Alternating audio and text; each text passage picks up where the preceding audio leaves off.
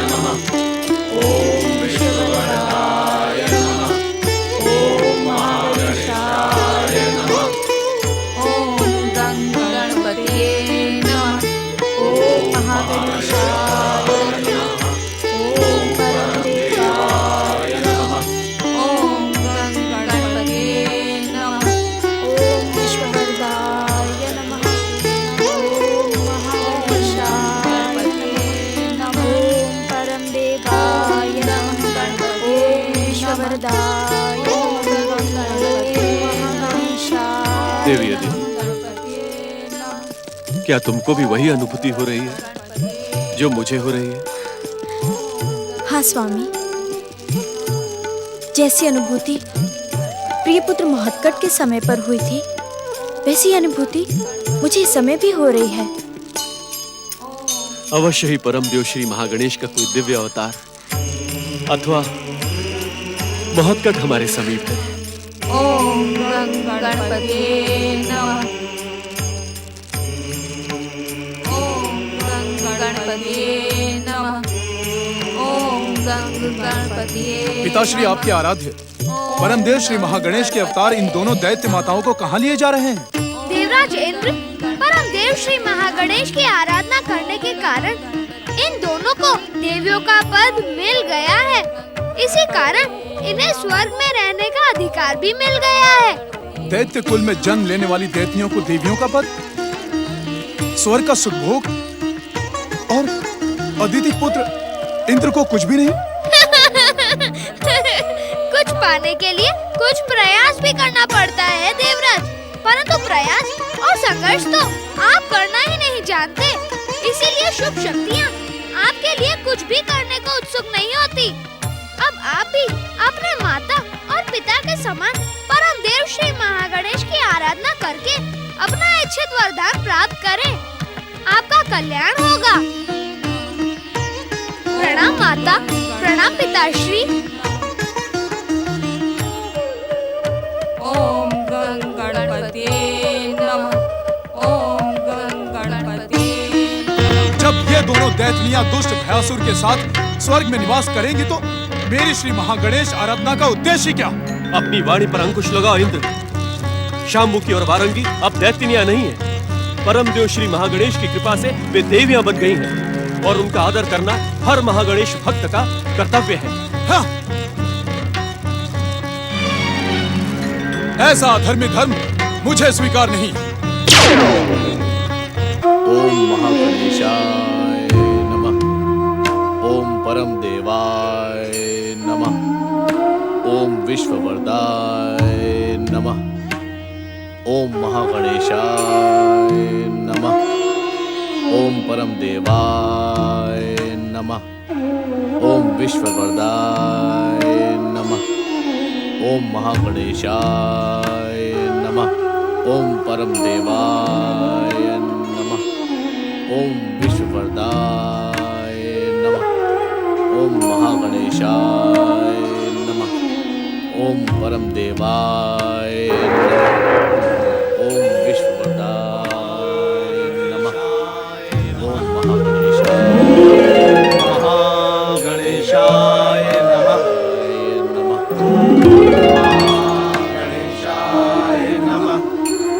श्री महागणेश भक्त असुर गणों द्वारा इस प्रकार परम देव श्री महागणेश की आराधना का फल तो इन्हें अवश्य मिलना चाहिए।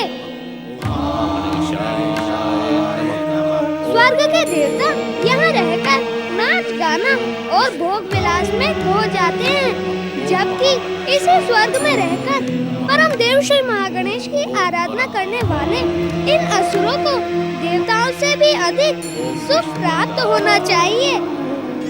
तुम सबका कल्याण हो।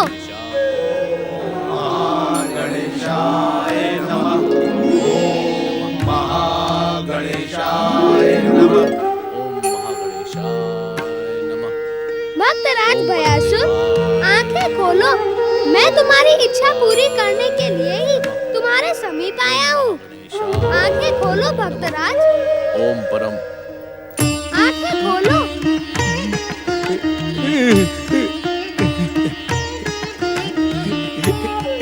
जय जय श्री महागणेश।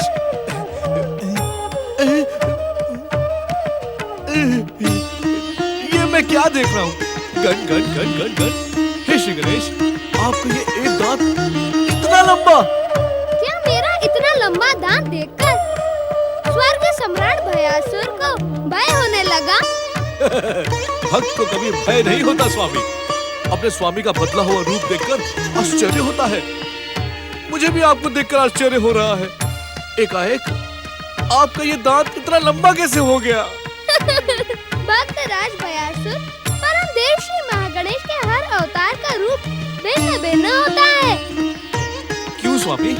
यदि रूप भिन्न भिन्न नहीं होंगे तो उन्हें पहचाना कैसे जा सकता है? मैं परम देव श्री महागणेश का एक दंत अवतार हूँ। श्री महागणेश के एक दंत अवतार की जय हो, जय हो, जय हो। भक्तराज भयासुर, कुछ समय बाद तुम्हें परम देव श्री महागणेश के एक और अवतार की जय जयकार करनी होगी। एक और अवतार? हाँ, परम देव श्री महागणेश के गजानन अवतार कुछ समय बाद तुम्हारी भक्ति से प्रसन्न होकर तुम्हें दर्शन देने आ रहे हैं। उनके साथ ही देवी वरांगी और देवी शांबुकी भी हैं।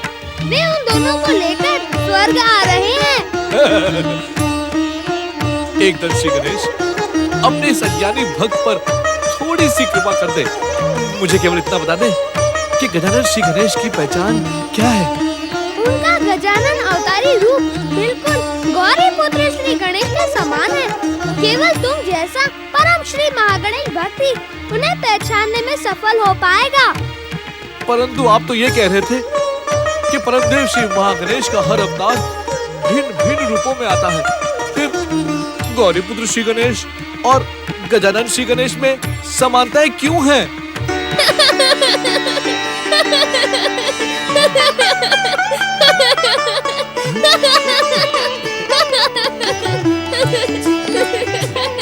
स्वामी एकदम श्री गणेश, मेरी मूर्खता पर हंसना उचित है, परंतु मेरी शंका का समाधान तो कर दे।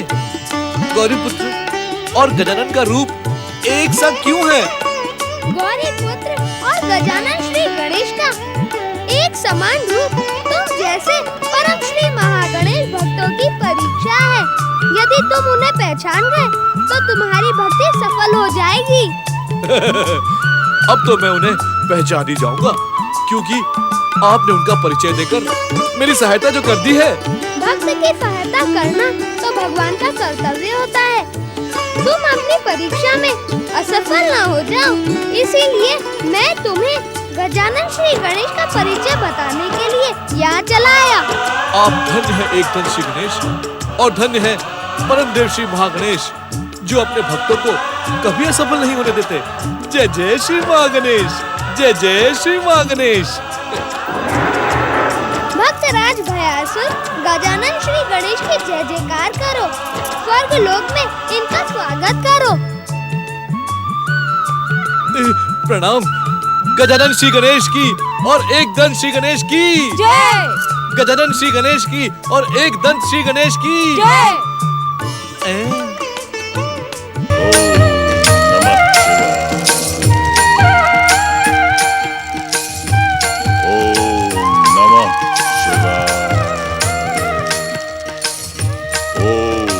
नमः शिवाय। ओम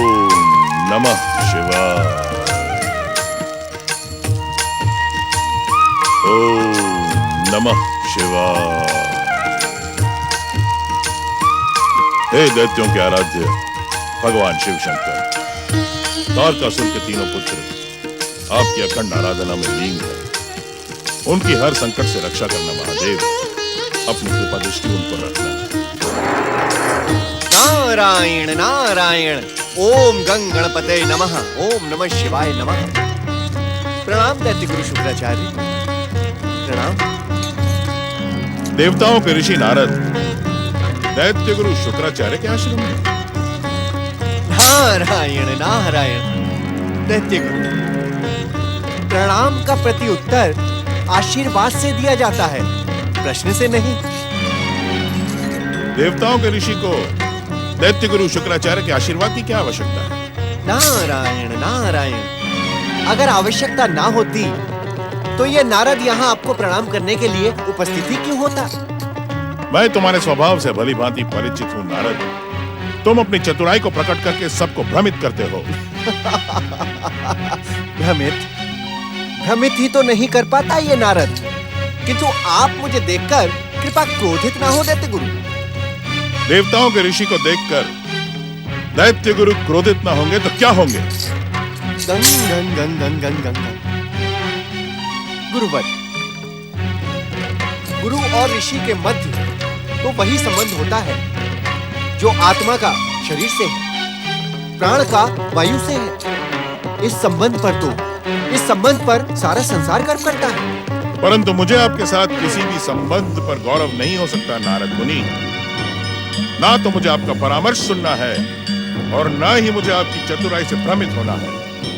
नारायण नारायण।